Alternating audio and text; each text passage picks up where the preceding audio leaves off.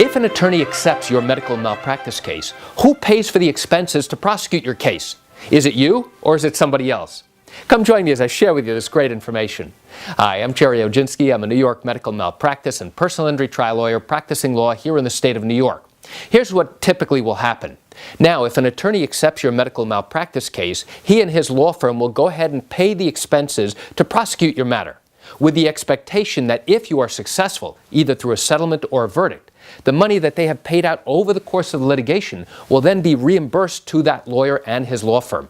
Now, you should also know that there are some companies that are funding companies, and their whole focus is to provide funding to the law firm so that now the attorney doesn't have to take money out of his own pocket in order to pay for those expenses. It's basically an attorney going to a funding source like a bank and saying, listen, I need X amount of dollars in order to prosecute this case. So now if you are successful, the funding company will then get reimbursed for all the money that they have paid out to fund your particular lawsuit, plus they're going to get interest on top of whatever it is that they paid to the attorney in order to prosecute your matter. Those are the two primary ways that you're going to have your case funded and now allow you to prosecute the case, rather than coming to you every single time and saying, listen, we need X amount of dollars for this fee, we need this amount of money for this fee, we need expert witness fees.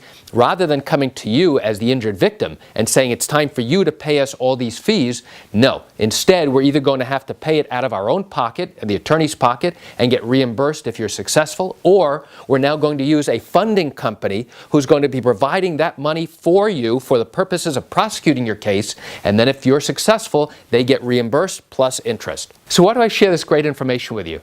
I share it with you to give you an insight and an understanding to what goes on in the litigation process in a medical malpractice case here in the state of New York. I realize you're watching this because you likely have questions or concerns about your own malpractice matter. Well, if your matter happened here in New York and you do have legal questions, what I encourage you to do is pick up the phone and call me. I can answer your legal questions. This is something I do every single day, and I'd love to talk to you.